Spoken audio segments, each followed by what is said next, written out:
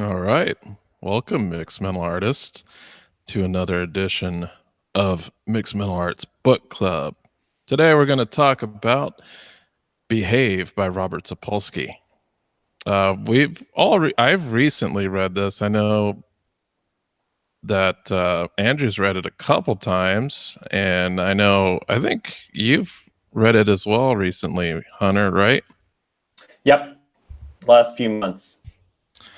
Yeah, it's probably the most amazing scientific book I've read this year. And I don't want to scare people off because it's definitely readable as a lay person, but it is definitely a heavily scientifically slanted book, I would say. What do you think? It's definitely technical, but I think that you can definitely get caught up on the technical details that he's talking about. But I think if you more read even just the pattern of how he's talking about anything that he says, that what you can really do is glean the scientific method. So, for example, one of my favorite sections was the section on serotonin, and basically that there is this story that is being put out about serotonin as the happy, feel-good mating bonding chemical. And then the reality is that there's this actually Dutch family, I believe, who has some sort of deficiency in their serotonin or something like that. They can't break it down. And the result is they have lots and lots of serotonin, and actually they're psychopathic killers. So that would seem to challenge the basic, simple narrative that was put out about serotonin. And so you can get caught up, certainly, in reading the book on the details of serotonin or this chemical or that chemical. But the real thing to notice from how Sapolsky talks is, okay, there's a simple story. Here's what complicates it. It may be true in this context, but it's not true in this other context. And that basic narrative framework is how actual scientists think. And I think that's the most useful thing to take away from it, rather than the details of any one particular, neurotransmitter or what it means. Yeah, for sure. Like, depending on the context, like, for example, serotonin, like you said, it can be the happy feel-good chemical, or it can be the complete opposite. And that applies to, like, all other neurotransmitters or hormones. Like, he talks about testosterone in a similar context too, and a whole bunch of other neurotransmitters and hormones. Yeah, I think definitely my favorite part of the book was the hormone part of the book. It was completely fascinating to know that all these hormones have like this ulterior ulterior like dual purpose that most people don't really know about.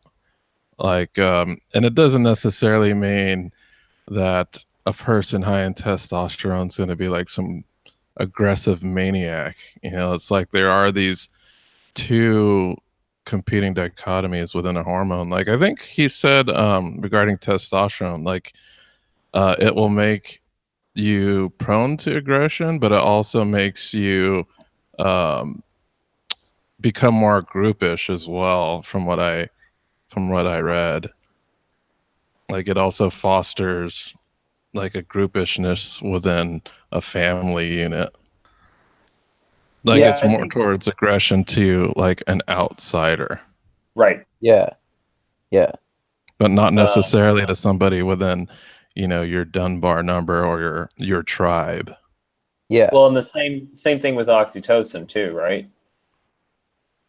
yeah, Yeah, it doesn't make you loving towards somebody outside of your tribe. I think he said it like even does the exact opposite by um because that fosters closeness.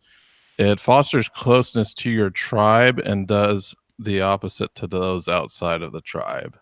yeah, yeah. I think so. So I think, yeah, just to back up, right? So should we talk about who Robert Sapolsky is, what this book is, and then why it's such a big departure for all of us from what is generally put out or the way that science is usually talked about? Yeah, for sure. Okay, so Robert Sapolsky is a like an actual scientist, and he is a professor at which school is he? Stanford. Stanford.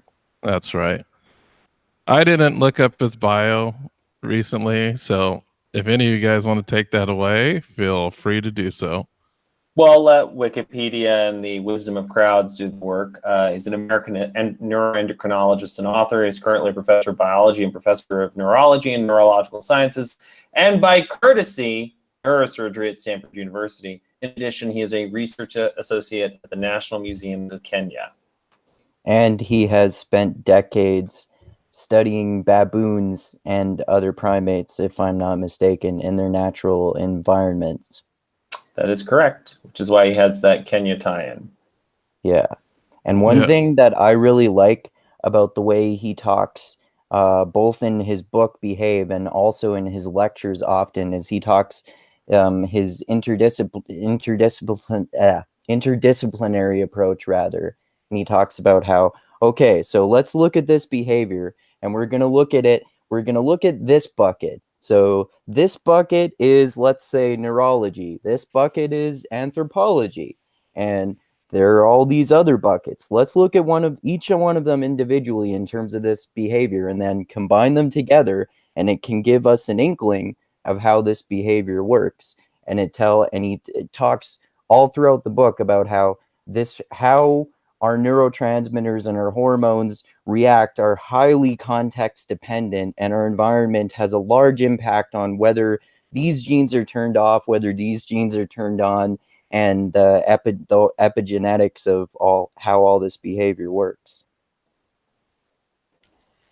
Yeah, it's certainly extremely complex, the way that human behavior works, and there are so many different factors that contribute to the outcome of behavior that it's almost incomprehensible to know exactly why a certain behavior is expressed. I know Sapolsky does believe that in the future we're basically going to be determinist and know exactly how someone's going to react based off of their environmental factors, but even then he does express the difficulty of producing experiments, like even when they do try to get the exact same conditions to kind of probe a behavior and to see if they can get it to happen in a lab setting.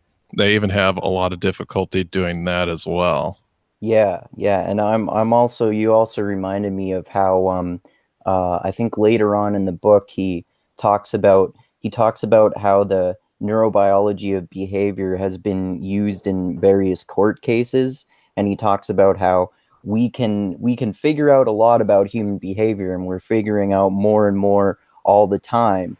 But still, if you have to say, like, generally speaking, how well can we really determine how this particular behavior is caused in a court case?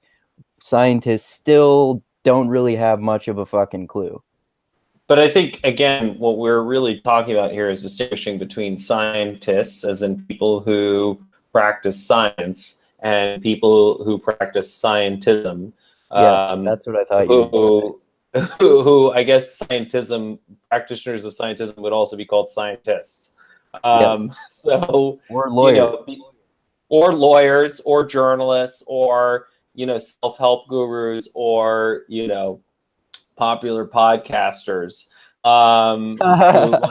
who like single variable explanations or like to be reductionists. So I think the reason why I love Sapolsky's book, and why I really encouraged Brian Callen to read it, is because it's the best model that I think you're going to find of what scientific thinking actually looks like, or what it should look like, because he takes from so many disciplines to try to explain these very small details of why we behave the way we do.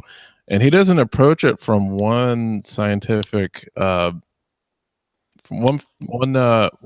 basically he's taking all these different sciences, like he's using endocrinology, evolutionary psychology, and biology. He's just trying to find every bit of information he can to collate this way of understanding the way that behavior is expressed in humans. So, it's refreshing to see someone do that rather than just dig down in their trench in their one specialty. He just kind of goes over all the different sciences and picks out what they contribute to discern how behavior is sculpted in the human brain, and even before then in the environment. So it's a really interesting book.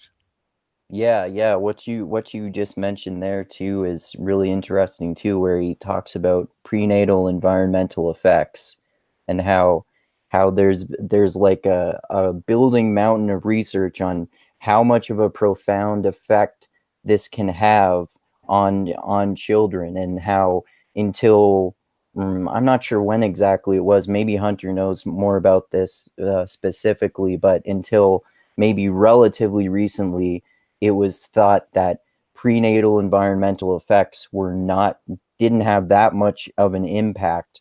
But now we can see, like, whether the mother is stressed while she's pregnant, or all sorts of factors like that can have a huge impact on the development of the fetus. Yeah, and science has always been politicized, right?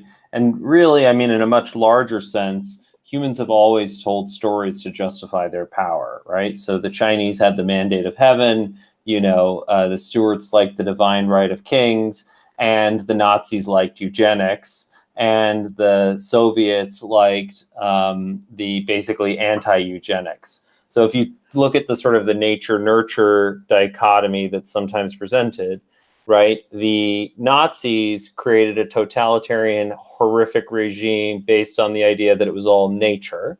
And the Soviets created a totalitarian, horrific regime based around the idea that it was all nurture. So the point is that it's not really about one or the other. It's about that when you become this rigidly dogmatic and have this preconceived notion, that anybody who challenges those ideas becomes a real threat to your power. And both can be problematic. And what Sapolsky is advocating for is that we be responsive to the evidence, whatever it may be. And it doesn't, and we should be really, really scared of people who are dogmatic one way or the other. And that we should also be really, really cautious about anybody who is a massive reductionist in any one sense or another. And that's really what the book opens up, focused on. And, Rosie is a huge, Rosie from the Mixed Martial Arts Group, former MMA fighter, now mathematician and scientist. She's a huge Sapolsky fan. And when you read Sapolsky, you understand why, because he's practicing mixed martial arts by another name, which sure. I think is awesome. But he has this great quote: "If we accept that there will always be sides, it's a non-trivial to-do list item to always be on the side of angels. Distrust essentialism. Keep in mind that much of what seems like rationality is often just rationalization, playing catch up with subterranean forces that we never suspect. Focus on the larger shared goals, practice perspective taking, individuate. Recall the historical lesson of how often the truly malignant thems keep themselves hidden and make third parties the fall guy.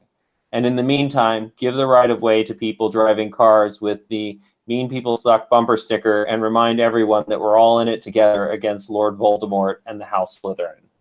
That is an awesome quote. Yeah. Yeah, we're all one species, man. Yeah. And the problem is that whatever these narratives, these scientific narratives that seem rational, are often just these complex rationalizations to justify dividing us up, creating us versus them, and ultimately aggregate power towards somebody who is financially profiting in the background.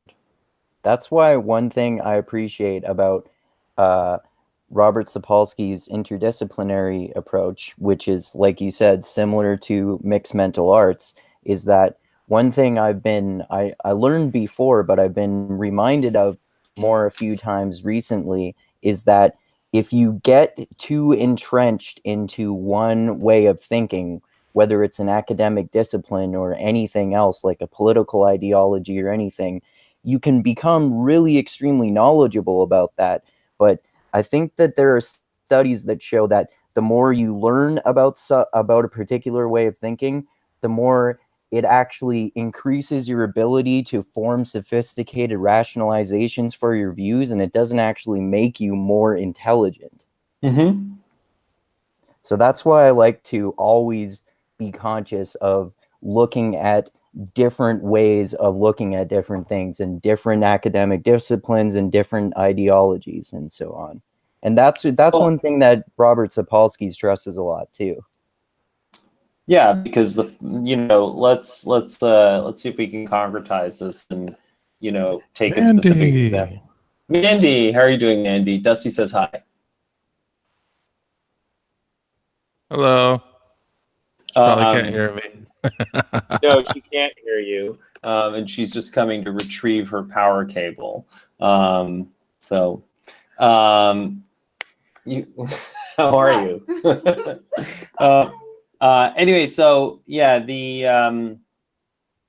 but to Andrew's point, let's now revisit maybe some of these stories about these different hormones. So you have these hormones like oxytocin or serotonin or testosterone.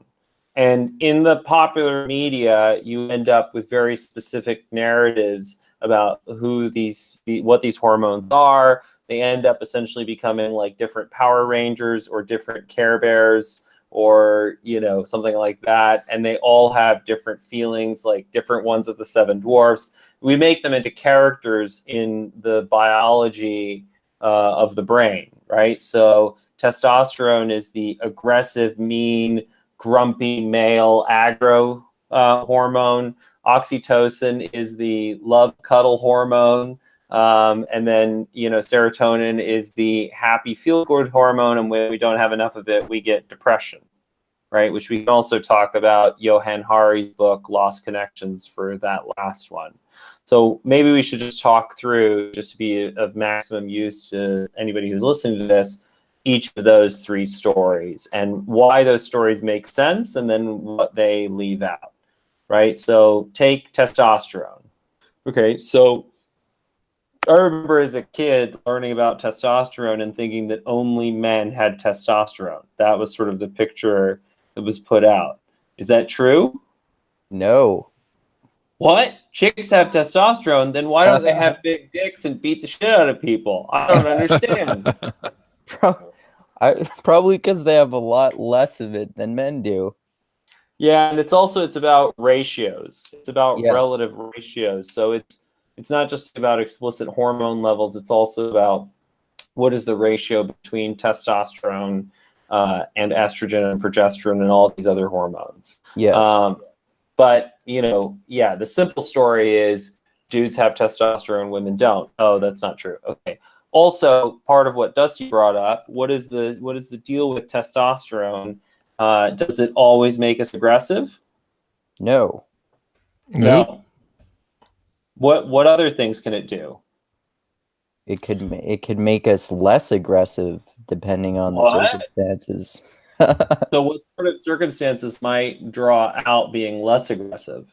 Well, I think I'm not sure if Dusty brought this up earlier, but I think one of the things is that with all of these hormones, one of the things that Robert Sapolsky talks about is that it actually it can increase your natural dispositions depending on your particular genetic expression of those particular hormones. So if you're already genetically predisposed to higher testosterone, making you more aggressive, then if you get higher testosterone, it can make you more aggressive. But if you're genetically predisposed to testosterone making you less aggressive, then getting higher testosterone can make you less aggressive.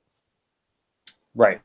And also there are other things. So for example, part of the narrative that emerges from, if your basic assumption is testosterone causes aggression, then with people who are violent individuals, you assume, if we remove the source of testosterone, they won't be aggressive. So that's why, there were various experiments with forced castration and, things like that, chemical castration, right, where you're trying to deny those aggressive sexual impulses. Turns out there were a whole bunch of people for whom that had no fucking effect. Or even the opposite. Or even the opposite, right? Because if you were angry and violent before, and now somebody chemically castrated you, you're not likely to be more. What the fuck? No, I'm angry and have no balls. Yeah, exactly. So, the point is, yes, psychology comes in, however the brain was wired, however the individual reacts to that, it comes up in all sorts of ways. And that's also, you have to remember too, I think, and something this is Andrew touched on, is that the epigenetics involved. So say someone experiences a lot of trauma, that could switch on a specific gene that'll make them more aggressive. But if somebody doesn't have that epigenetic experience of trauma, it could be expressed in a completely different way with the same amount of testosterone and whatnot. Exactly. Yep. So the simple story, the sort of simple character of thinking of testosterone as the hormone of toxic masculinity doesn't necessarily work, right? That story falls apart, and it's context dependent. And also Dusty is bringing up a really good point in terms of these various layers and levels at which things act, right? So you have genes. You have epigenetics, which is genes being switched on or off or regulated up or down, right? More or less, right? Genes are marked with various chemicals naturally by the body. And then you have social factors, right?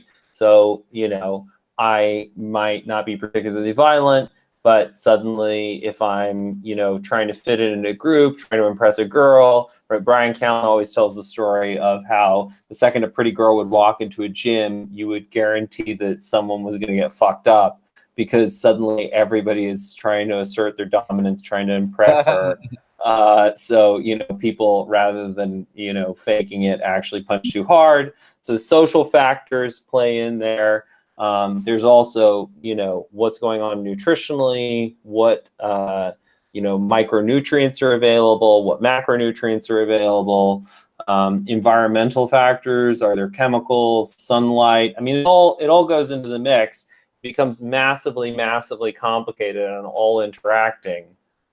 But I remember in terms of the social factors that you mentioned, I distinctly remember this one time in high school when a really hot girl walked into the classroom, and I just decided to suddenly flex my muscles, like, oh, I'm just trying to casually do it too. I was like, oh, I'm just leaning over on my head here, just flexing my biceps there.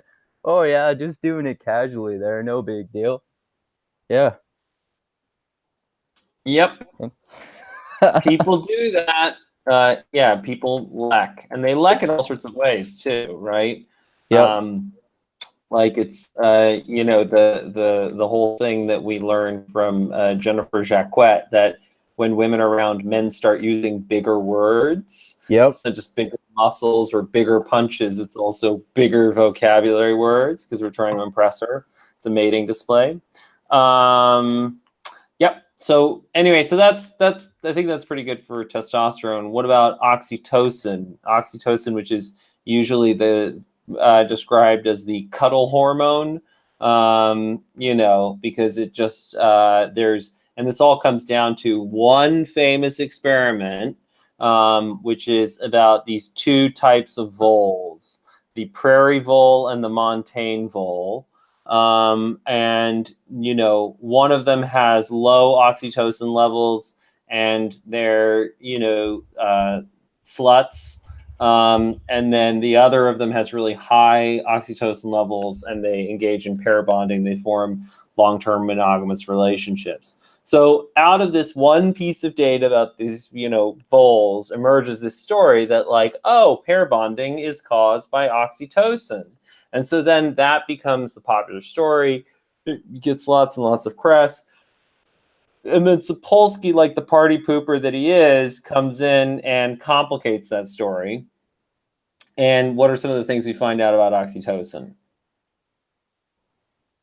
Well, similarly to testosterone, whether higher oxytocin levels cause you to have more monogamous relationships is context dependent, and the opposite can happen depending on the individual and how they respond in particular to oxytocin, depending on their genetic predisposition and all those factors that you mentioned to do with testosterone too, like environmental factors, social factors, and all those other ones.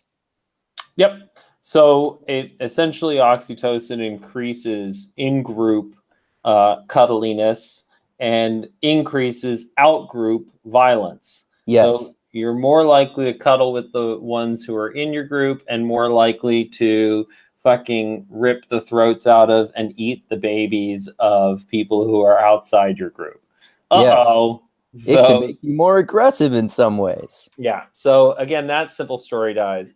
And then let's talk about serotonin. Serotonin is the happy chemical. That's the sort of Care Bears science version of the story that we sometimes hear. But, as I mentioned, there's this Dutch family that suggests that's not true. And, although Sapolsky does break down some of the serotonin story, Johann Hari, his book Lost Connections is pretty much one giant breakdown of what's wrong with the serotonin story and what it misses. Because the whole basis of these antidepressant drugs, serotonin selective reuptake inhibitors, is that, oh, you're depressed because you don't have enough serotonin. So if we can just make it so there's more serotonin in your brain, then you won't be depressed anymore. And, Hari's book is basically that we need to move away from thinking about this neurotransmitter to thinking more and more about social factors, relationships, purpose, meaningful work, all these other things. So again, simple story, data complicates the story, and then means that we need a much more nuanced story. And so, that's what science is about, but it's not necessarily that these, you need a simple story as a place to start from, and then you can evolve more and more nuanced stories as you go on. So it's not that the simple stories are necessarily bad. I think a good example of a simple story that allowed us to make progress is germ theory, right? We had a simple story, germs bad, kill all germs. Well, that brought disease level down a whole bunch. Oh, but in, having a germ genocide, you then end up, using antibiotics too much. You create antibiotic resistance. You wipe out people's gut biomes, and then that takes out a whole new problem. So now we have to have a more nuanced story about which germs we count as bad and, which germs we actually encourage. Yeah, and for example, using antibacterial soap to wash your hands every time you go to the bathroom is perhaps not necessary, and perhaps taking a shower twice a day with soap and water is perhaps also not necessary because it gets rid of that healthy natural bacteria that you want to keep some of. Yeah, because that also reminds me of the ecological problems they were having in Australia with introducing these species to get rid of other species, and then those species becoming a problem. So they introduced another species on top of that. I just think at this point in time, it's really hard and difficult to pin down what would be the most efficient ecological system we could have in our own guts. It seems like our guts are kind of this new frontier that science has been exploring recently. For sure. Yeah, well, and partly because, again, we tinkered with a complex system with a single variable explanation, right? We had this simple idea, germs bad, therefore obliterate all germs. Now it's like, oh, turns out that kids needed exposure to these germs not to develop immunity, but also so that their immune systems could be fine-tuned so they didn't freak out every time they encountered anything unfamiliar. And, the same thing, we obliterated the gut biomes, which then created a whole bunch of other problems. And, in terms of where we are, in terms of our knowledge, we don't know. But it may be that in 30 years, we might find that, and in some senses we already are now, that, a lot of these conditions like irritable bowel syndrome or a lot of these autoimmune diseases were actually created because we had an overly simplistic model of germs and thought we just wanted to obliterate them all, rather than a nuanced approach of understanding which ones we wanted to eliminate and which ones we wanted to leave alone. And also similarly to you mentioned diet, simple narratives around diets also. Like I used to be a food Nazi, for example, and I thought that my particular diet was the best cookie cutter mentality for every single person on the planet for some reason. Yeah. And what was your diet fundamentalism? I would say I was a ketogenic diet fundamentalist. And what would you do to somebody who you saw eating some sort of chocolate chip cookie, or what would you think about them? I would judge them very harshly, and I might not say it out loud, but at least in my head, I would say, "Oh, they're just destroying themselves. They're gonna die soon," or something like that, probably. Yeah, what would you say that if we maybe swapped around some words there, you would sound a whole lot like some sort of Christian or Muslim fundamentalist? For sure. Yep.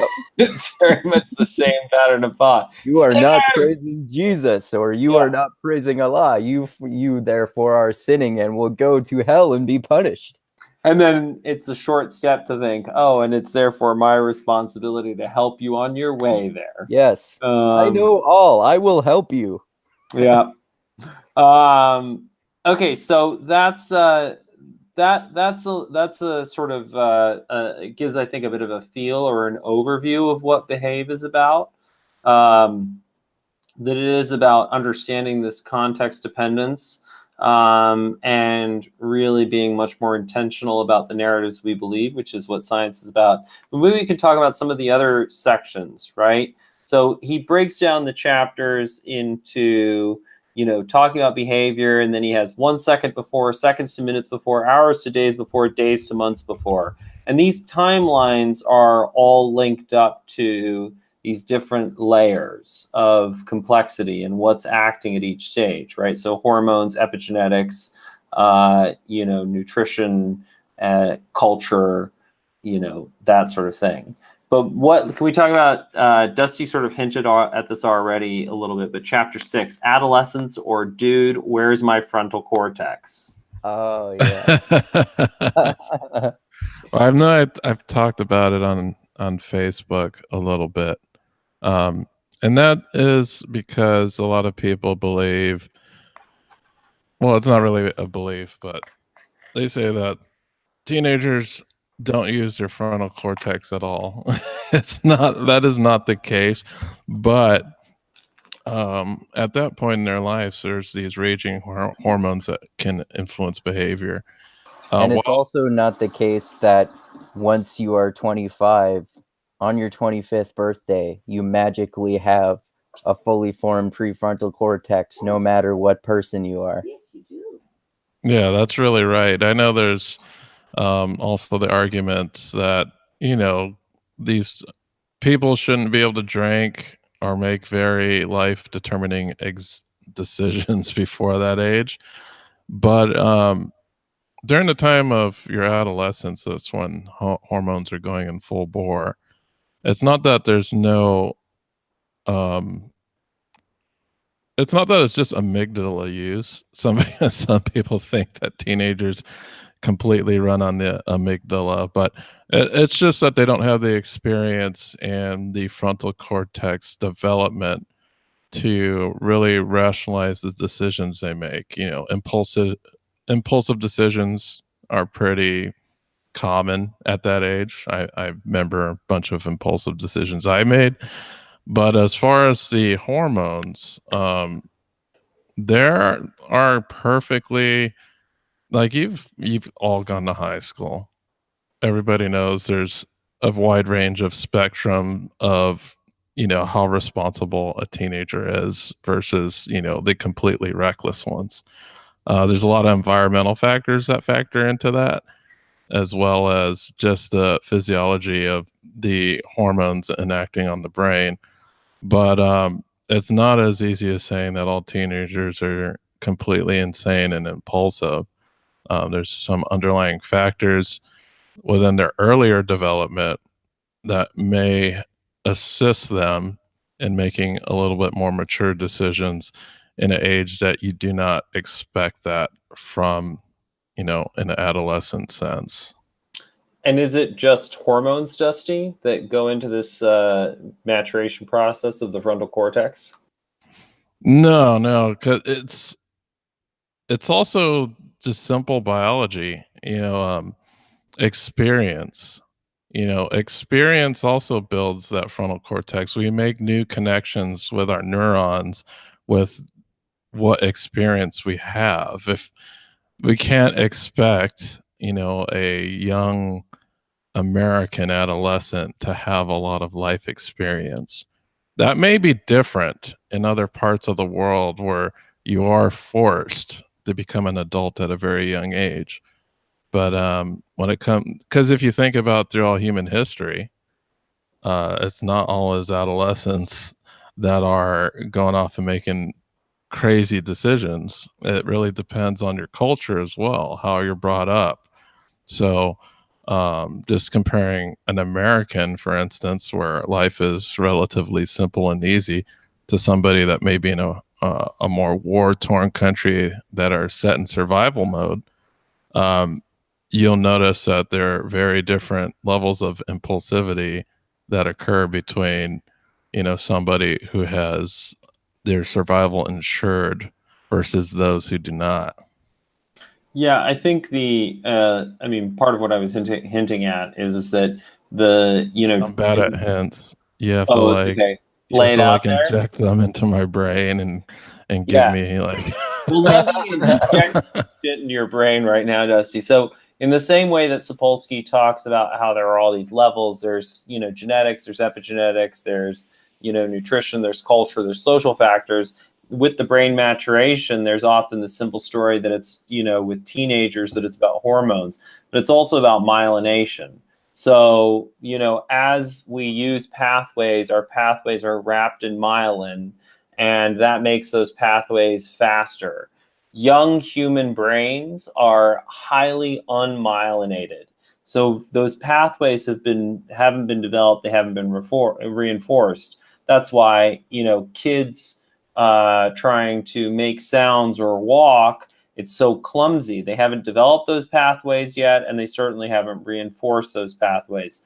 The same thing goes for these pathways of impulse control. They're just not well developed. And so part of it is just that they haven't practiced and formed habits around managing their own impulses, their own emotions.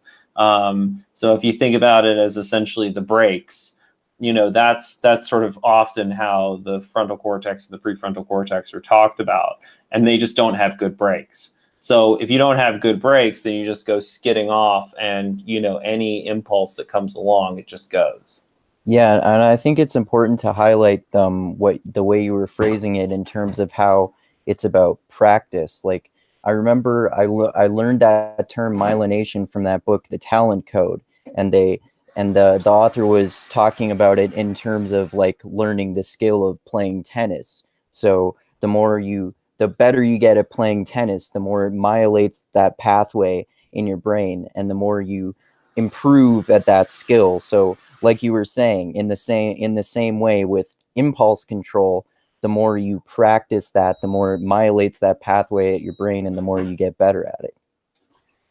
Yep. So, all of these different, and that's what we have to remember, is all these different factors are operating at the same time. And, what we're trying to do as individual humans is trying to tell a story that we can track. But the story that we can track is very often not what's actually going on. In fact, it's never what's going on, because reality is far too complex to be able to be captured in vocal symbols like words. And so we just always have to have that sense of humility and recognize that this is an imperfect or a partial story, and to remember all the factors that we're leaving out. But Sapolsky specifically, the reason why he brings up all this stuff about the frontal cortex not being developed is a lot of it is about, yes, teenage development, but also about criminal justice, right? Because, if somebody's brain doesn't have good brakes yet, does it make sense to send them to jail for crashing their bike? No. Especially when, if you give them time to practice, they might end up having the kind of breaks that make them a perfectly good member of society. So you have a kid who's 17 or 18, doesn't have good breaks, crashes, and then you send them away for 30 years. Well, that wasn't the appropriate response. The appropriate response was to maybe you take them out of circulation for a few years while they're developing those breaks. And then specifically, rather than just warehousing them in a prison, you're helping them develop those skills. Ideally. Yeah. And this reminds me a lot of, I don't know if you guys remember Adam Benferrado's book, Unfair, The New Science of Criminal Injustice. No, I haven't. I don't have experience with that one.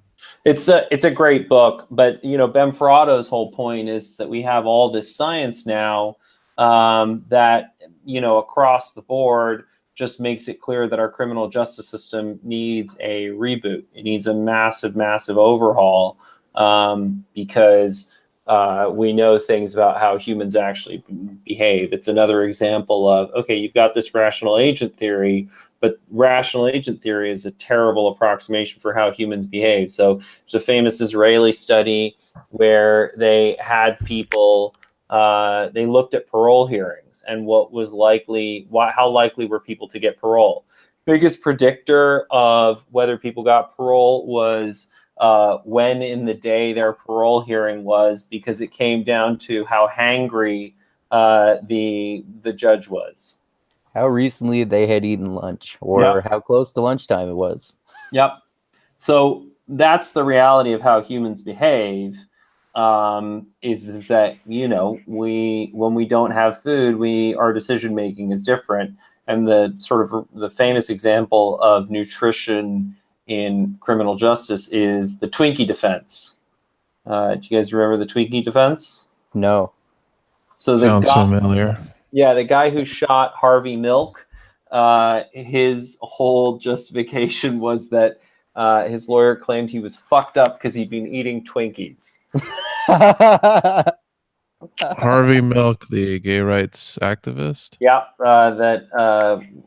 who played him again? Sean Penn? Sean Penn, yeah. Oh, I didn't know there was a movie about it. Oh, Milk, yeah, it's a good movie. Sean Penn and James Franco. I don't think I've seen it actually, but yeah. Yeah, that's the isn't that, what was his name? Oliver Sipple? Who? The guy who saved Gerald Ford. Oh, okay. He was I think he was a friend of Harvey Milk's, but he was also gay, and it saving Ford actually caused him a lot of hardship, unfortunately. Oh, really? Yeah, because they outed him, and he didn't want to be outed at that time. Okay. But yeah, that was in San Francisco, right? Yeah, so White's defense was that he suffered diminished capacity as a result of his depression. His change in diet from healthful food to Twinkies and other sugary foods were said to be a symptom of depression.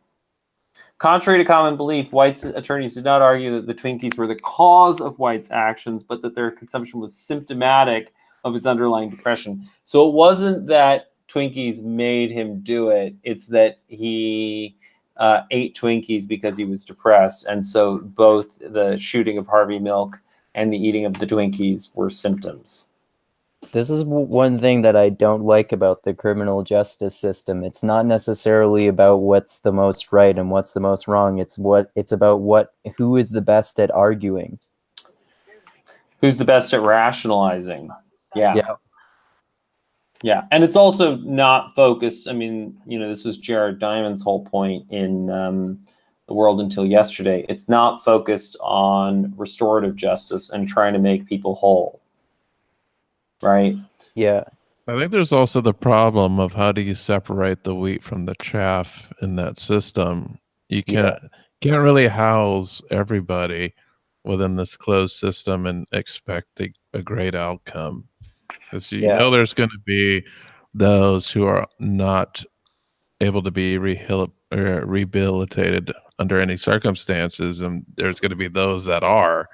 So how do we focus on the visuals who can be, and kind of separate them from those who think in those dangerous terms? 'Cause I don't know, like in the leaders of prison populations, who are the individuals who control the cell block? I can't say it's the ones who are able to be rehabilitated. Yeah. Well, I think generally the leader of gangs are people with a clear strategic vision for how we can all achieve our Like yeah. Like the goal behind prison is more punishment than rehabilitation. Yeah. Well, even the leaders of prison, they manipulate those who have, probably a little bit more antisocial tendencies to do things for them that they normally wouldn't do themselves. Yeah. Yeah. Oh, one of my uncles went to prison once, and he got punished for not wearing his socks to breakfast. He was sent to solitary confinement for that. By the guards? Yeah. That's strange. Yeah. Because you have to follow your dress code even at breakfast. Well, it seems like arbitrary rules that aren't. But again, in terms of stuff that we talked about with the culture code and some of these other things, right? What makes for effective groups? Psychological safety, vulnerability, and purpose. How many organizations or human groups on the planet can clearly articulate what their purpose is? I would say few can genuinely do so. A lot of maybe perhaps political groups in particular could articulate what they want people to believe their purpose is. I would agree with that. But for example, what is the goal of the prison system? And then is everything that it's doing aligned with that goal? And then to Andrew's point, the Los Angeles Police Department has articulated that its goal is to protect and to serve. Are they really living that mandate? I would say no. I think it also depends on which populations you talk to. I think the answer too is who. Yeah. Who are they protecting and who are they serving? Some of them work in areas in which they don't really protect and serve that area. Maybe they're protecting and serving their metrics in some way, but not really the people that they interact with on a daily basis. And then people can get, like we were talking about earlier, people can get carried away with going to that opposite mindset and assuming that cops are all assholes who are just out to boost up their egos and just fuck people over and beat people up and just abuse their power too. Yep. But I think that the sort of the core thing here is that, if you're going to have an effective criminal justice system, an effective scientific community, then you ultimately have to recognize that there aren't one-size-fits-all solutions, right? It has to be highly context-based, and it has to be based on really analyzing what are all the factors. It also needs to be a dialogue. It can't be simply, the judge sitting up on his stage and then dishing out justice or whatever it may be. It has to be trying to understand the situation, trying to understand what was going on. Judge Judy, not to diminish or speak ill of Judge Judy's work, but it's sort of it's obviously a TV extreme version of it, but that's the way that the criminal justice system is too often, where it's like, I'm sitting on my bench, I know what's best for you, and I'm now going to lecture you. Yeah. And it's not a dialogue. I mean, Mandy, who was the extra earlier in this chat. There's a South African concept of lahotla, which is when you go to Constitution Court, which is their Supreme Court, the judges and the prosecutors and the defenders, they literally sit on the same level, because lahotla is the tree in Xhosa culture that you all gather under. Yes, I just did the click for Xhosa.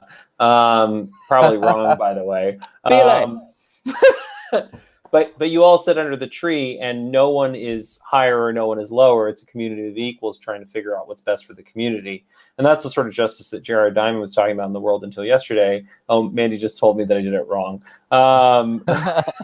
So clearly she's listening to this chat. But the it is that justice where we're really trying to figure out what's best for the community, not just finger wagging and lecturing you and whatever else. That sounds like a better idea. Yeah. But I think the other interesting thing about that is that it then gets back to what Lane Norton talked about, which is why he doesn't have a yacht.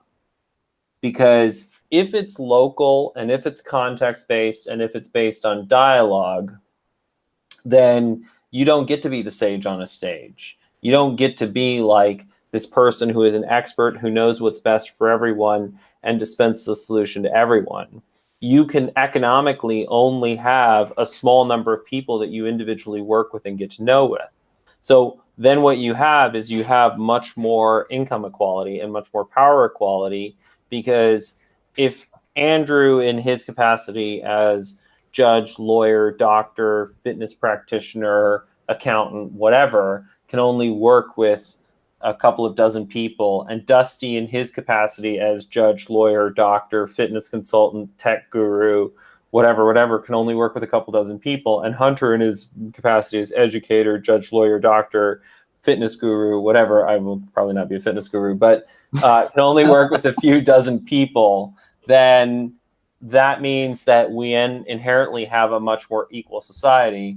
And obviously, that's not what a lot of people want.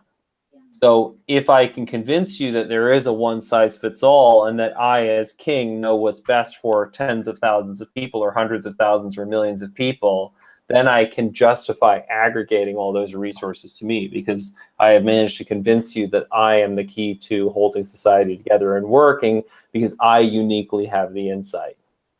You just in the all that you just said about the one-size-fits-all mentality, you just reminded me of Tony Robbins, and I've read some of his books, and I like some of his books. But I watched his newest documentary when it was on Netflix, whenever that was, and I remember watching it and shutting it off halfway through, because there was this woman who stood up at one of his presentations, and she was talking about how she had problems with her boyfriend, and he made her, in front of the whole group, call her boyfriend in front of the whole audience and break up with him in front of the whole crowd without ever having met the guy. So I was like, yeah, bro, I'm out. Sorry. Yep. Well, and that's the thing, is that's what the Tony Robbins of the world rest on. Is they rest on, I have a product that will work for literally any human being. But part of the, I had a conversation with somebody about, it was a totally different, I think it was with Scott Weigand about Los Angeles Valley College, but they, what ends up happening is you have these consultants, they come in and they're like, I have all the answers, blah, blah, blah, blah. These are the answers. This is what you need to do. And then, you convince the person that that's it. You're like, oh my God, let me throw money at you. This is amazing. And then they leave. And then you're suddenly like, wait, the magic man is now gone. I have no capacity to solve or do my own shit. So what do? Well, I'm lost. Now I go and I buy Guru Man, and Guru Man throws more shit at me, and then I buy more shit, which is actually the parasitic of that nature of that relationship. But at no point do you end up empowered and feeling like you can care for yourself or fix your own shit. I like the way you just put that too, how it's a parasitic relationship, and it should ideally be more of a symbiotic relationship.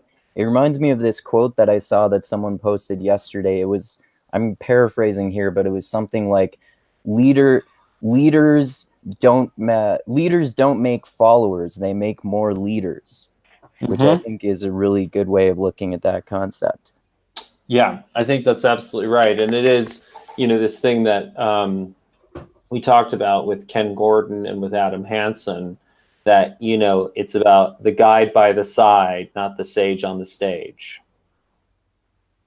And yeah, I mean, to tie that back to Sapolsky, like, that's the whole point. When I read Behave, I did not get that he was trying to be the sage on the stage. I mean, what I really got is it is the guide by the side, and he's trying to empower you with some of the tools of how do you challenge scientific narratives? How do you challenge scientific hypotheses? And begin to figure out better narratives and figure out what the narratives might be missing. How might they lead to problems? And really, like, that's what you're going to get if you read this book is, again, I wouldn't get too caught up on the technical jargon, because inevitably you're not going to be able to, if you're not familiar with this material, you might not be able to track it all or remember it all. I mean, I don't remember it all. I'd have to read it 2 or 3 more times to get the technical jargon. And I sure don't either. Yeah, but I think what you will get if you read this book is you will learn how scientists behave. Like, what is the behavior of a scientist? And it is one of always asking, okay, this is a story. What's it missing? In what context is it true? In what context is it not true? And more and more and more, having talked to Mandy about data science, it's the same thing. You don't believe in one-size-fits-all solutions. You have to look at the individual context. You have to have a dialogue with the person. You have to find out what you're missing, find out what's going on. That's how good lawyers or judges behave. Okay, yes, you committed this crime, but what were the mitigating circumstances? What else was going on? Like, are you likely to behave like this in the future? As opposed to one-size-fits-all justice, where it's like, nope, you did this, therefore this is the crime. I don't have to think. Now I can go back to playing golf. Yeah, definitely. Yeah, and you see that all over the place all the time, and we're all guilty of it from time to time too, I think. Thinking that we have the answers with this one-size-fits-all solution. That's why I try to always try to be open-minded to different philosophies, different academic fields of studies, different ideologies, which I think you and I were talking about this relatively recently too, Dusty, how it can get kind of aggravating sometimes even to just always be trying to look at the context and trying to have a more nuanced approach to things, because it would be so much easier to just have single variable solutions or just follow a simple ideological narrative for something too. Yeah, I highly agree with that. And this is something that just occurs with simple stories, like, that are completely outside of science, just the way an event is portrayed. Like, for instance, I recently finished a book called Killdozer. And the book is basically outlining the events that, I don't know if you're familiar, but in Colorado, there was this crazy guy that bulldozed half a town because No, I didn't know about that. All right, so he basically MacGyvered / A-teamed a tank in his garage. He spent a year and a half building an armored bulldozer. And the narrative that was going around on the internet was that the government had rezoned his property. They blocked his access to it was a business that he was running, a muffler shop. So they allowed this concrete plant to pop up in a nearby lot next to his garage. The narrative was this concrete plant was going to cut off his sewer line and block access to his business, which would result in a financial loss. But that story is completely false. And the reason is it's such an easy narrative to see, okay, this guy's exacting revenge, so he has to have a good reason to do it. So people just extract this and kind of create their own narrative that this man was an anti-hero who was standing up against the government. But the guy who wrote the book was the reporter who actually covered all the town hall meetings and the court proceedings that led up to this event. And he provides exactly what happened. It's a really complicated story. So if anyone were to really get into it, it would be hard to make a decision on whether what this guy did was, justified or not. From what I read, it really wasn't at all justified. But there was this narrative that made the story really simple and palatable to people. And without all the details, it's really hard to get a very good cohesive story and to make a judgment on things. So I think that has a very similar vein. So why did he feel justified in doing that? Well, first of all, I can't say he was a scumbag. He was just what you would call a sore loser. Okay. So basically, he buys this plot of land at a government auction for $42,000. And then he was actually bidding against two people. One of the people that he bid against was the guy who eventually built the concrete factory next to him. So right after he bid and won the bid, he tried to sell the plot of land to the guy that was trying to build a concrete factory for $60,000, which is $20,000 more than he bought it for. The guy refused, of course, because if that was the case, he would have bid on it and won, right? So later, this little event caused a little animosity between them. And when he was going to build his concrete plant next to Marv's muffler shop, he was going to sell his land to the concrete plant builder for $250,000. So he went from $42,000 and what he paid for it to $250,000. He sent his liaison back and he told them, and they agreed. Like, yeah, we'll get it for $250,000. And he sent the liaison back, and then he raised the price to $350,000. So every time they agreed on a price, he would raise it. What ultimately happened is he raised it to $1 million. So he is basically trying to extort this concrete plant builder into getting him to pay an exorbitant amount of money for this piece of property that wasn't worth a tenth as much as he was trying to sell it for. So they didn't want to buy from him because he kept raising the price every time they agreed. So he got pissed off and he wanted to bulldoze the plant, as well as anybody that was on the town council, the judges, the town hall, the reporters who reported it in the newspaper.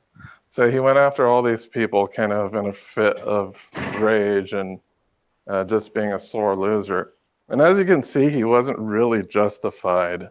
They would have purchased his property at these various times for the exorbitant price that he wanted, but he kept refusing and raising the price right out of the reach that they could muster the money to buy it for.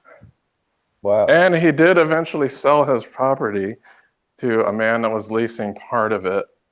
He actually sold the property for $400,000 before he went on his rampage. So he paid $42,000 for the piece, and he ultimately sold it for $400,000. So it's not like these guys that are building this plant were ruining his business. So he still got a huge gain from it. Yeah, when he died, he probably had like $1 million in assets. He was not a poor man. Wow. So if you didn't know the relevant context of that story, and you didn't know the genetic expression of his testosterone and other hormone and neurotransmitter levels, you might just assume that he has too high of testosterone. No, what people assumed was that the government completely screwed him out of his business. But the actual reality is he, after selling his business, he came out way ahead. He made 10 times the amount that he sold it, that he bought it for. Right. So there's no justification, really, to say that the government screwed him out of his business if he made 10 times the amount that he did, from first buying it in the first place. But the thing is, this narrative persists, and people certainly believe that the government screwed him out of all of his money, which really isn't the case at all. Well, and it's the same thing as, it reminds me a lot of that thing from the Geography of Thought where Nisbet talks about, there was all these spree shooters around, going postal in U.S. post offices. And at the same time, there was a thing of Chinese graduate students shooting up their labs. And so he takes these stories and he shows them to Americans, and Americans read the story and they're like, oh my God, these people are so bad. Like, they're just bad people. They were always psychopaths. There was nothing we could do, blah, blah, blah. And then he shows them to Chinese people and they start looking at contextual factors of, oh, they must not have found their work very meaningful. They were so far from home. They were isolated. No wonder they were so angry and depressed, and so on and so forth. So you have the same basic facts, but, because of people's culture and because of those biases, their minds fill in the stories in different ways. Some people add context, some people strip context. But regardless, the facts need to be interpreted. I mean, that's what scientists are supposed to do. The Supreme Court is supposed to do that. But the really pernicious idea in all of this is the idea that people confuse their interpretation of the facts for the truth. And that's when we get in real trouble, because then we can't even have a conversation about how else these facts could have been interpreted if there was another conclusion that could have been drawn. Yeah, and that reminds me of Freakonomics podcast episode I was listening to where they were talking about how there was a whole bunch of paranoia. I think it was maybe in the 80s about hitchhikers and how you shouldn't pick up hitchhikers because all the hitchhikers are murderers. But it was based on one story of one hitchhiker murdering someone one time. And when they actually looked at the evidence, they couldn't find a single other example of a hitchhiker doing that. So the news just sensationalized the shit out of this, and just everyone had this idea that hitchhikers in general are always dangerous, so you shouldn't pick up hitchhikers, which was just bullshit, basically. Yeah, because culture is a powerful force in contributing to the way we behave. Like I'm still talking about the Killdozer book, but at the very end of the book, he has a very interesting hypothesis that really made me scratch my head. And his hypothesis is that he says that America seems to be getting more and more in love with the anti-hero culture, which is, a lot of our movies, our TV shows now have like some type of grizzled anti-hero as a protagonist. He thinks that this drives our I'm watching culture. one right now. Yeah, things like Breaking Bad or The Punisher. The Punisher. Okay. All of these things, like he sees the rise of our love of anti-heroes also as a contributing factor to people going on rampages. Yeah, I think there's a lot to that. I mean, it's the mixture of individualism and cynicism, right? Like people find it hard, and like Captain America. You can't in a modern American context articulate a vision of a guy who is just Dudley Do Right, always does good, because we're like whatever, right? So then, what can people believe in? It's somebody who has been fucked up, fucked over by the system, and they go out and they get justice the only way they can. And I think that's, I mean, I was having this conversation with my dad this morning, which is that, most people's definition of intelligence is someone who rationalizes their prejudices better than they can. Like, if you're able to take what I'm feeling or what my prejudices are and say them in a way that sounds really smart, so you are really good at rationalizing my prejudices, then I'm like, oh, that dude's smart. And Yeah. it's the same thing. It's like, oh shit, like when I watch The Punisher, I'm like, yeah, I feel like I got fucked over, but like he's like the more badass version of the dude who got fucked over, so I resonate with him. Yep. Yeah. And it's always like people who don't have they don't have a choice too. They don't want to be a hero, but they get pulled into the game. They just have to do it. Bro, my hands are tied, bro. Can't even do anything about it, bro. Can't even do it. I've got all these people telling me to be a hero. I've got to do it. Got to help all these people.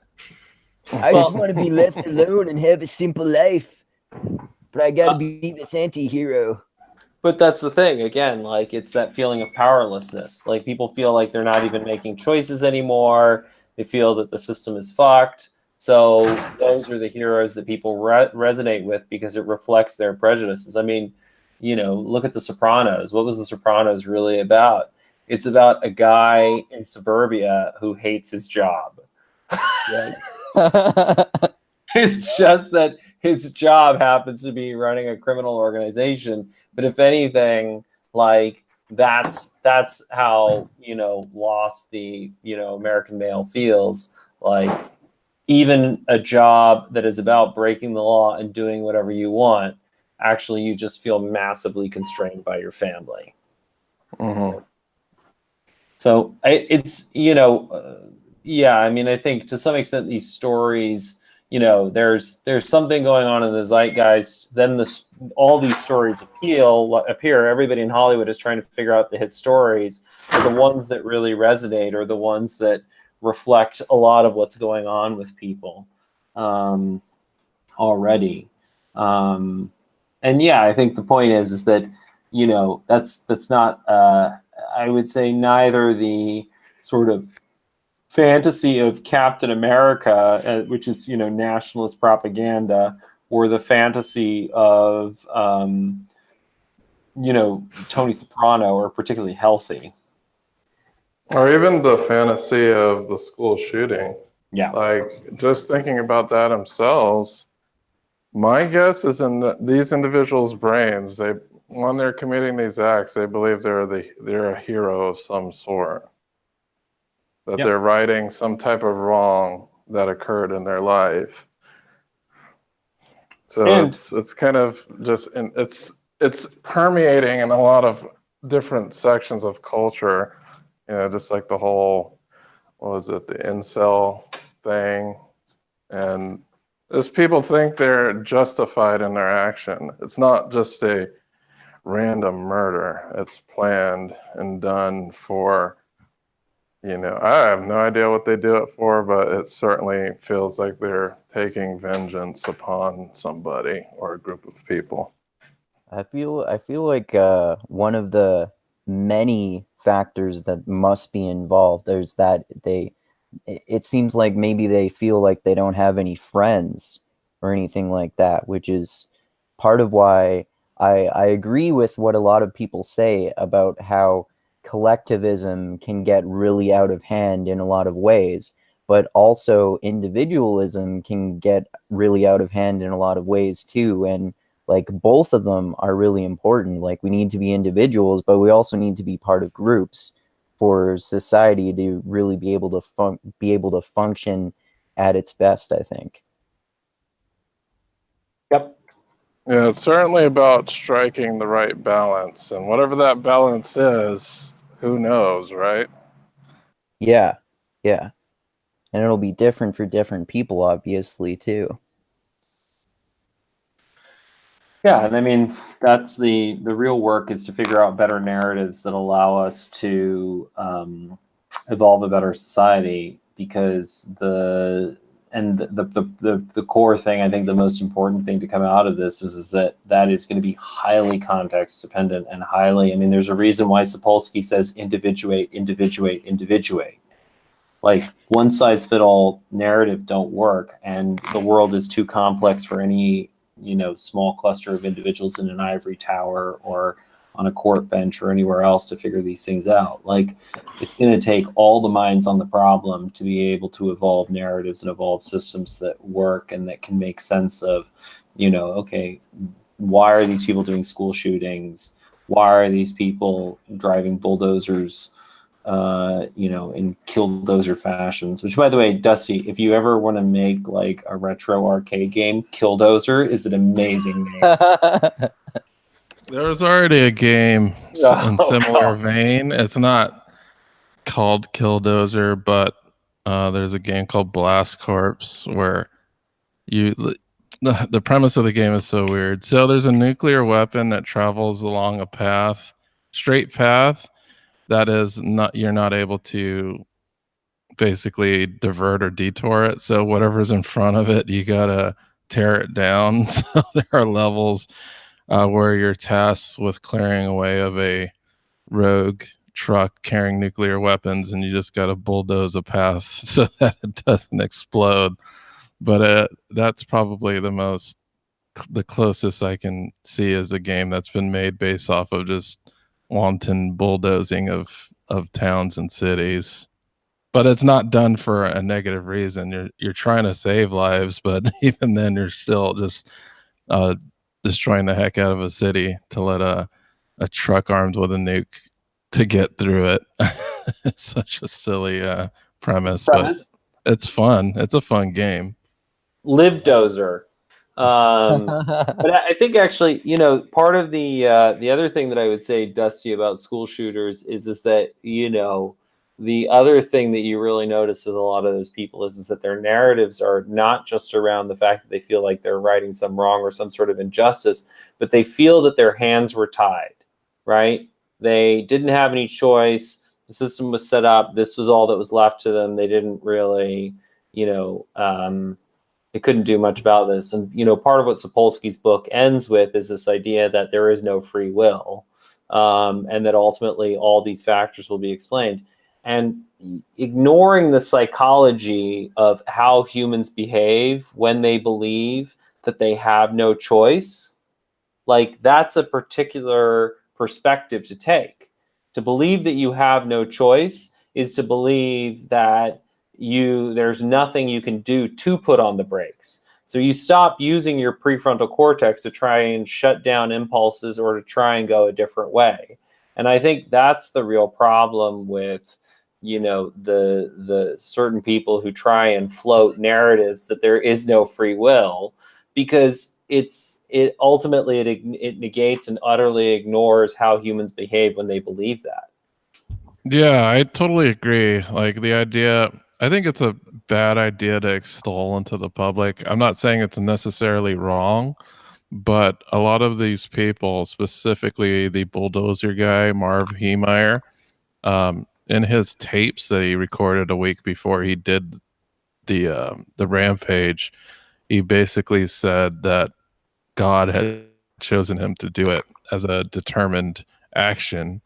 and it really in the tapes it really does have this feel that there's this deterministic attitude that this is something that he has to do, and he was basically born to do it. So yeah, I totally agree with that as well. And it's the same thing with Islamic suicide bombers. It's also the same thing with the United States and Manifest Destiny, right? Oh, this is what God wants. So if God wants this, then we get to murder a whole bunch of Indians.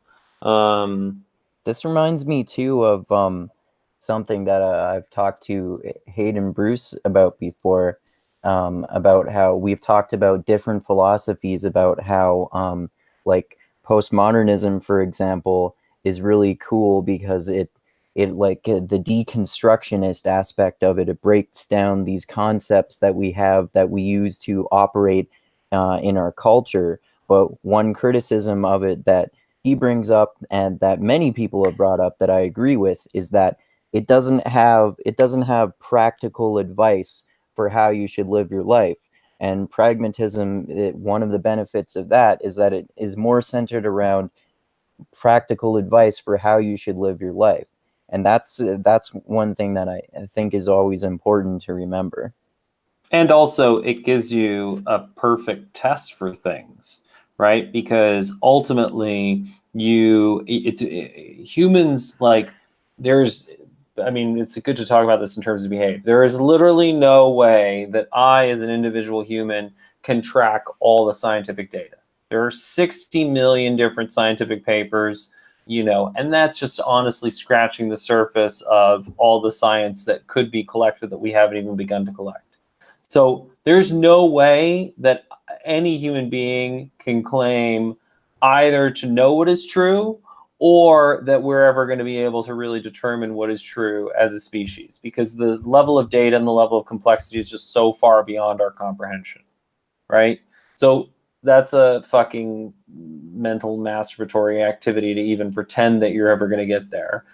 That's the first thing. The second thing is what you mental masturbation is fun though. Well, it depends. Mental masturbation is a lot like actual. That's a lot of what we're doing in this podcast. Yeah, but it depends on the. So first, let's talk masturbation. If we're gonna go with this analogy, I love that you have a fucking Tim Hortons mug and a toque. Like, could you be more of a Canadian cliche? So is all masturbation fun? No, not necessarily. No. Some masturbation is fucking terrible. I've had terrible masturbatory experiences, right? So is all mental masturbation fun? No. No, let's break down that simple narrative, okay? I'm not saying it's all fun. I'm saying I enjoy it quite a lot. Some of it is good, but not all of it is good. I just think we need to... Yeah. I think the visualization of it isn't good. Like, and what's going to come out of that brain is pretty weird. But I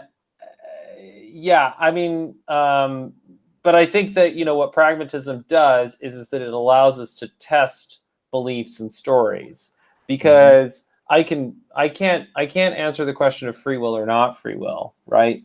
Because again, like, there's no way that I'm going to comprehend all this data. There's no way that you're going to comprehend all this data. You have a theoretical construct. But the thing that you can test is what happens if I believe that I have no free will, and what happens if I believe I have free will. How does that cause me to behave in each of those situations? What are the likely outcomes of those choices? And so it gives us, I think, an actual human-friendly test for our beliefs. Yeah, well, that's one of the reasons why I like Stoicism too, because similar to pragmatism, it's mainly centered around practical advice for how you should live your life, and not as focused on theory. And like I said, I like mental masturbation quite a lot, but it's also important to focus on what pragmatically actually works for improving your life. Yep. Well, mental masturbation does improve the life of some people. And people base careers off of it too. Being thought leaders? Yes. There are many We thought won't name leaders names. who, one of whom I think Hunter has alluded to a few times already. There's a lot of thought leaders, but some of Yeah. them are particularly mental masturbatory who Yes. simply rationalize people's prejudices in ways that sound more articulate than they do. But no, but I mean, honestly, like all of the personalities within the intellectual dark web, right? I mean, why do people like them? Like, the honest truth is, like, I have whatever feelings I have, bro. I've been saying them like, bro, this is true, bro. This is the way it is.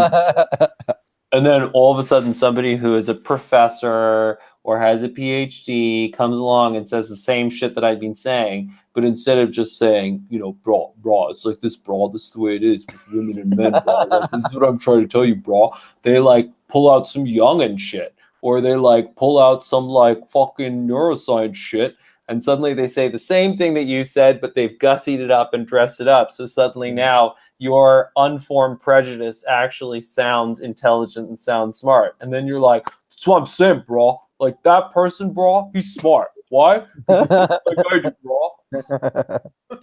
Yeah.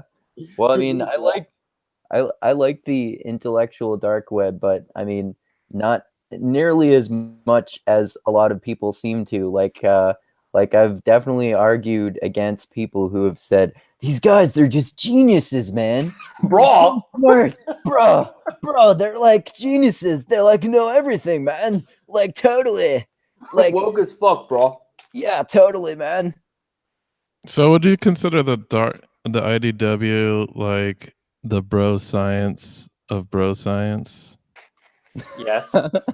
That's a good way of putting it. Well, it's like intellectual bro science, I'd say. No, it's the like photoshopped bro science on its best day. That's what the intellectual dark web is. If like bro science went and took like a bunch of alpha brain and was like really operating at peak efficiency, then it would produce the intellectual dark web. It's Well, I know some of the that I don't like to generalize them because they'll have their own different views. Some of them are much more dogmatic than others, but it seems like the ones who say that they know the least are the easiest to listen to. Like Eric Weinstein? Or well, Eric Joe's always thinks he's a dummy. He's like, I'm a chimp in a room. I always forget that he's part of that because he's my favorite member by far. Because he's the most broest, and he's the one I try to emulate the most. Well, he's the most bro, but he's also the one that's most willing to say that he doesn't know a fucking thing about anything. Yeah, he's the most humble and open-minded, which I think is really important. Which is also, by the way, the least bro science thing you can do. Yeah. The whole point of he's subverting bro science. Yeah, the whole thing of bro science is like, bro, I had this one time I had this idea, bro, and then I found this one journal article that supported it, and then I was like, that's science, bro. Yeah, bro. And then I got all these people following my narrative, bro. Bro, and now my narrative is so supported, bro. Yeah, bro. And yeah, so I mean, I think Sapolsky is like, let's have an intellectual masturbation circle jerk. Well, and that's what's so funny about Sapolsky is literally the antithesis of bro science. And it doesn't mean that bro scientists don't read Sapolsky and then cherry pick the bits that they like and like utterly misconstrue and misread what he's saying and start to be like, this is what I'm talking about, bro. Like, Sapolsky's totally clear, bro. Like, it's real simple. Testosterone makes dudes and makes ladies ladies. And at least 2 members of the intellectual dark web have talked to Robert Sapolsky.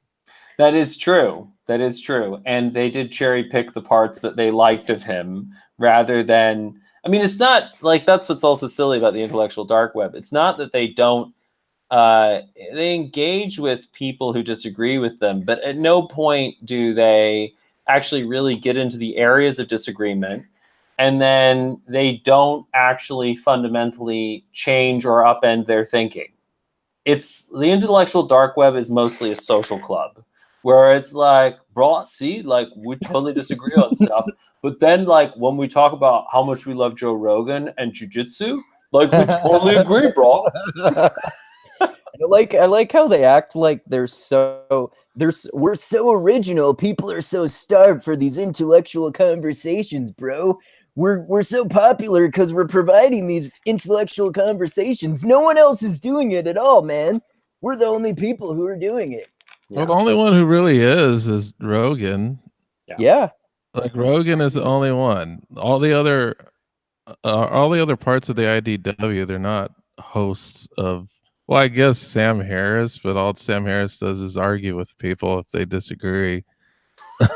But Rogan does a little bit of pushback, but he allows people to kind of express themselves, and he'll find, like, he doesn't, I guess, lawyer people, I guess is what you would want to say. Yeah. He Exactly. brings them on, lets them express their views, and then he doesn't. Okay, this is the way Rogan works. He doesn't present it as his personal opinion ever. He provides devil's advocacy in such a way that he'll tell the person, well, people say this. Yeah. Or Yeah. people, there's a lot of people who would disagree with you, but he doesn't really make it a personal thing, unlike some of the others. Yeah. I totally agree. Yeah. That's why I love Rogan. Unless I Rogan's still talking have about weed. That's the only time it gets personal. Sorry? It gets personal when Rogan talks about weed. Oh yeah, Or for someone disagrees with him on it. sure. Yeah. Like I think what you and I were talking about when he was debating with Steven Crowder about that. Yeah, he got really heated about that. Yeah. Well, he has a pretty staunch stance on weed, but He has his sacred cows, plural. yeah, he definitely does. But that's okay. People do. Yeah. But anyway, I mean, to me, what I actually care about is the scientific method and the scientific approach. And I think that, to Sapolsky's point, right? There's a lot of people on the intellectual dark web who put themselves about as if they're rational, but they're really just rationalizing. Yeah. And understanding the difference. Keep in mind that what seems like rationality is often just rationalization playing catch up with subterranean forces that we never suspect. So, what are those subterranean forces? Old prejudices, feelings that haven't been examined, the incentive scheme of trying to defend however you've staked out your fame and fortune and claim, and once people have staked out those positions, they're not likely to back down from them, because then you no longer are a thought leader, right? Because suddenly it's like, oh, I built my whole career on demonizing Muslims and, having Charles Murray on the podcast and all these other things. And now I'm going to climb down from these positions and say, listen, not only was I totally wrong, but I don't actually understand science, and my PhD is a piece of shit. And I've actually been practicing scientism this whole time. Not likely to happen. That's why my YouTube channel and my blog are called Mindgasms, because I am all about ideas that give your mind orgasms. Bam. I wish So I anyway, could inject that GIF into this conversation, but I don't have the technical ability. Guys, this has been a lot of fun. I think this is a great book, and can encourage people to read it. And again, it is Sapolsky really is a scientist, and really models scientific thinking. And if you had to sum up the whole book, then I think you could do no better than to quote Brian Callen's famous adage, "It depends." It all depends. It depends on context, depends on other factors, and that's what real scientific thinking looks like. Not, as Sapolsky says, keep in mind rationality that is actually just rationalization. So focus on the larger shared goals, practice perspective taking, individuate, individuate. Recall the historical lesson of how often the truly malignant thems keep themselves hidden and make third parties the fall guy. Yeah. Wise words to live by. So thanks, Bob. Yeah. Thank you, Bob. Yeah. Yeah, if you want to learn more about Sapolsky, there's a bunch of lectures of him on YouTube. Sure. He's had appearances on various podcasts talking about different things. My first introduction to Sapolsky was on Radiolab. There's quite a few good episodes, especially if you want to learn about his experiences in primatology. There are certainly a couple episodes about that on Radiolab where he talks about his baboon studies and some interesting things he uncovered while studying baboons. And this book is amazing. I know it could be possibly intimidating for people, but I've only read it once, and I do feel that I need to read it a couple more times just to kind of grasp the concepts. But hey, sometimes we got to read something more than once to really kind of get what they're talking about. I'm not saying I don't get what he's talking about, but like Hunter said, there's a lot of technical jargon in there that I'm just not going to absorb very well on the first reading. And the technical jargon itself might not be that important for me to absorb. I'm not a scientist, and I'm not talking to scientists, so it's rather the overall concepts that he talks about, and I think it's really, really important to be wary of very simple stories and narratives, and that things are a lot more complex than what they seem, even the most simplest of stories and events. For sure. Actually, if you want, before I could bring up a few specific ideas that I've learned about from Sapolsky that I wrote blogs about because they were so fascinating and they kind of challenged simple narratives that you were talking about. One of them was this idea that I believed until recently, until I actually learned about it from Sapolsky, is this this idea that that men are naturally better at math than women. And one of the ideas that Sapolsky goes into is that I think it was on studies that were done in socialist Iceland, where they studied the like how well boys and girls are in school at math, and they removed these limits that happen to American kids, and then once they changed this over a period of over 20 years, it actually shifted so that at first the boys in school were better at math than the girls, but then over this only 20-year period, it shifted so that the girls were actually better at math than the boys. So if you want to go with this narrative that it's due to how evolutionarily men are better at math than women, then that's such a short period of time that it cannot possibly be due to evolution. And I'm glossing over and oversimplifying a lot of this, but that's basically what the main takeaway that I got from that was. And another really fascinating thing that I learned from Sapolsky too that I wrote about is that that I found really fascinating is that there are sometimes people who are born as they have a different genotype from their phenotype. So they're born as biologically male, but the androgen receptor in their bodies, it's a different shape. So they don't become their phenotype is female. So they're technically male, but they look like females until they go through puberty, and then once they go through puberty, they're technically biologically male, but they have vaginas, and then during puberty they grow penises. And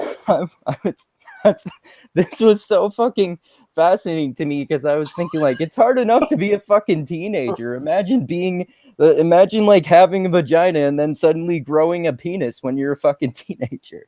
Yeah, but also I think Where you does and I this have talked happen, about this Andrew? before. Yeah, where Sorry? does this happen? I don't remember. I think you told me about this before. Puerto Rico. Puerto Rico. So Yes. there's a small population of people who have this, and it's in Puerto Rico. And of course, because it's a thing that happens in the culture has adapted to include this. So Right. I remember that now that you mention it. Yeah. So, you know, I mean, Yeah. obviously, if it's hard to be the first person to grow a penis during puberty, but when dozens and dozens of people have done it, it's sort of like, oh, that again. We thought they were a girl, and they actually have, I can't remember what the term is, but it's like something to do with, like, they have some word around doce, around 12 in Spanish, that they recognize this phenomenon that at 12, some of the girls are going to grow penises. Is it Latinx? Is it what? Oh, Latinx. Yeah, probably.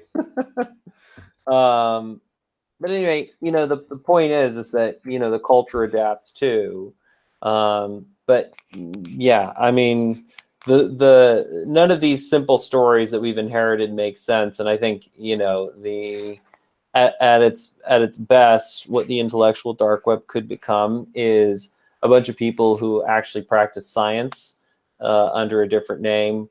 But, you know, at its worst, what it becomes is a social club where we all just stroke each other's dicks, mentally masturbate, and you know, congratulate ourselves on being so much like smarter and more rational than those fucking liberals, libtards. Unless you're Rogan. He thinks he's an idiot.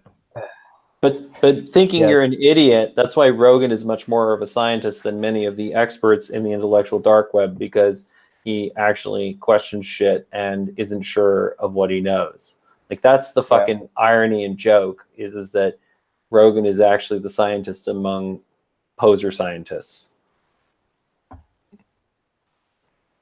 So anyway, I'd also, by the way, for anybody out there, Sapolsky's other books are excellent and not to be overlooked. Why Zebras Don't Get Ulcers is a fucking phenomenal book and has real relevance for how you think about your health. So I think that's definitely worth checking out as well. You said why eagles don't get ulcers? No, Why Zebras Don't Get Ulcers. Oh, zebras. Okay. Because the point is that, you know, a lot of these conditions that, you know, we take for granted as just things that happen to humans when they get older, like ulcers, are actually super weird phenomena and don't occur in the wild. They do occur among zoo animals. And, you know, since this goes to Chris Ryan's point that essentially what humans now live in is the zoo. Like, we live in a giant zoo that we made for ourselves, and that creates all sorts of forms of unhealthiness. And so we need to figure out, as Chris Ryan says, how do we create the San Diego Zoo for ourselves? How do we create an environment that is going to make us happier and healthier? I like the San Diego Zoo. So do the animals who live there. Yeah, nothing beats the San Diego Zoo. I went to DC Zoo and I was just kind of face palming while I was there. Yeah. All right, bros. This has been super fun. And, like, you know, bro, like, question your narratives. Don't, like, just believe shit. Like, look for context. Individuate, bro. That's what it's about, bro. Sapolsky said. Yeah, bro. Yeah. And now that I have things up and running on my end, I'm going to have to ask Kate when she'll be available for the next belt chat. Woo! So, What belt if would everything you goes know? smoothly, it'll be next weekend. We'll do the belt chat. Next weekend is Labor Day, so we're Oh, not gonna do. never mind. We'll probably skip that then. Yep. We'll do something else, probably informal. But we also have our next book chat. I have to look at the poll, but I believe Righteous Mind is the winner. Ooh, that'll be fun. Awesome. Yeah, it's a really it's I a think I've page read it turner. twice already. Yeah, I just finished it earlier. I think probably a month ago, and it's a great book. It is. Like centrist wet dream of a book. It's one that I recommend frequently to people who are very ideological about particularly their political positions. Yeah, and also discusses how both positions are important and how they're needed, and Yeah. how society needs both of these sides of the political Yeah. coin in order to You function mean correctly. if we get rid of all conservatives or if we get rid of all liberals, that won't magically solve all our problems? No, yeah, it would just make it worse. Yeah. Yep. Um, All right, Andrew, what do you got to plug? Well, if people want to, they can check out my YouTube channel, Mindgasms. I do podcasts on there and talk to awesome people. I've talked to Hunter and I've talked to Dusty and lots of other awesome people, and more soon. And I do my own videos about ideas and whatnot too on there, and read my novel chapters. And then there's also my blog, also called Mindgasms at mindgasms.theblogpress.com. And then I'm also on the social medias, the Twitter and the Facebooky booha at Andrew Meintzer. I've got that weird German spelling for my last name, Meintzer. Yes, I said Z, not Z, because I'm Canadian. And oh yeah, I think I'm on LinkedIn too. And yeah, that's it. Awesome. And Hunter, what do you got for us? I would say, firstly, I'd like to draw out a comment that Georgian Tutianu, our number one Romanian mixed metal artist, made the point that the Israeli study about hungry judges and parole may be an artifact. Andreas Glockner, the irrational hungry judge effect revisited, simulations revealed the magnitude of the effect is overestimated. So there you go. The point is so that I can be more ideological about my ketogenic diet then. Or you're gonna have to read Irving's comment as well. oh, what's Irving's comment? Well, it's below Georgian's comment. You want to read it? Sure. Praise our Lord Hunter. Oh, that was his comment. I don't know that we want that. I'm only a lord if Brian is the emperor, and therefore there's the appropriate status distance. Hashtag Callan fate. It could be Lord Hunter, and then there's God Callan. That's what I'm saying. Like I'm good with being a lord as long as Brian is far, far above me. Like, you know, if I'm Lord Vader, but he's the Emperor, the Sith Emperor, that's good with me. No, Dark side of the Force. You're Callan's Jesus. Yeah. Yeah.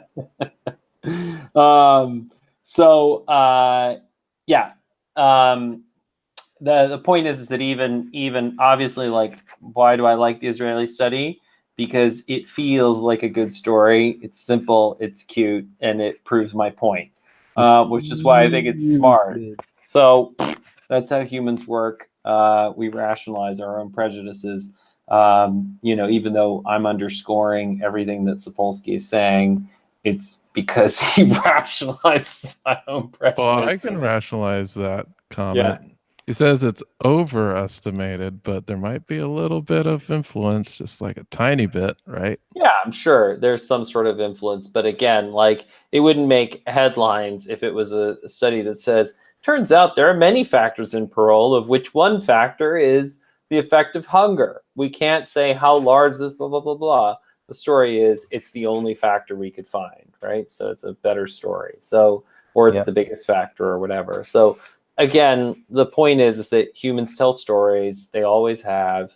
And we should just be really, really intentional about our stories. And that's why I would like to plug the work of Robert Sapolsky and all of his books. And I just can't say enough good things about them. So that's fucking awesome. And I would also like to plug, just in general, all the mixed mental artists out there, you know, whether they call themselves mixed mental artists or they don't yet, like Sapolsky. because it's all pretty much the same thing. Good science, good journalism, good history, good postmodernism, good Christians, good Muslims. I just like people who are thoughtful and reflective, and I want to plug those people. Yeah, bro. Bro, that's what it's about, bro. All right. And also make sure to check out the most important thing, the Mixed Mental Arts podcast. We got a lot of great guests, scientists, authors, professors, lots of good content to wrap your head around if you're starved for some intellectual content. Our website has the belt system. We will be talking about another belt in a couple of weeks. So if you want to get caught up with our belt system, you can go ahead and check that out on mixedmentalarts.online. What belt will that be? I don't even remember what belt I have right now. I don't know. I think we did the 5th so far. So the 6th, I'm not sure what color that is. Okay. Yeah, we did white, yellow, green, orange, orange, green, and then we did blue. Mm-hmm. So next would be purple. Oh, wow. Which would be learn, unlearn, relearn, which is the straight A conspiracy heavy belt. We'd also get to talk about the talent code, which you brought up earlier, which is a really, really great book by Dan Coyle. We could probably talk about, there's a whole bunch of great books on learning. Josh Waitzkin's book, The Brain That Changes Itself. Perhaps the culture code, too. Yeah, would also be a really, really good book to talk about. So there are lots and lots of good books we could talk about for learn, unlearn, relearn. But yeah, that's a belt that I love. Also, by the way, there is a Straight A Conspiracy podcast, which you can listen to. If you don't want to pay for the book and you don't want to pay for the audiobook, you can get basically the first half of the book from listening to the free podcast. So be a cheap motherfucker. Don't put money in the pocket of Katie O'Brien or myself and listen to the free Straight A Conspiracy podcast. Oh, Mandy just texted me. That is not how you sell your book. Sorry, ignore what I just said. Buy my book. Well, There's a lot of pretty illustrations in the book. There are. It's true. support Mixed Mental Arts on Patreon, too. And also Mindgasms. I forgot to mention that. Yeah, I usually do. Patreon. Yeah. Also check out, our social media. Super active on Facebook. We have of course, Instagram and Twitter. So just search Mixed Mental Arts. My personal stuff, it has happened again. My hard drives got wiped again. So that means I'm starting back to square one with the video production again. I figured out what happened, and it's just me using bootleg copies of Windows 7. Hey, that's what I get. So I finally bought a legit copy of Windows 10. So I will expect my hard drives not to get wiped anymore. Also, if you just use bootleg copies of the Straight A Conspiracy, your hard drive will also get wiped. So buy a legit authorized copy of the Straight A Conspiracy. Talking to the author helps you a lot, too, I would say. Yeah. All right, gang. Thanks so much. All right, you guys have a good night. All right. Thank you for joining. Spread the word. Share this video, like it, and subscribe and hit that little bell icon so whenever we go live, you get a notification for it and you can all join in on the discussion. Thanks Spread again. the gospel of the caliphate. Yes, become part of the caliphate. Alrighty. Thank you guys for coming and having this great discussion about Behave. Until next time. You're supposed to wave, guys. Ciao. Adios. Adios, amigos. Que le vaya bien.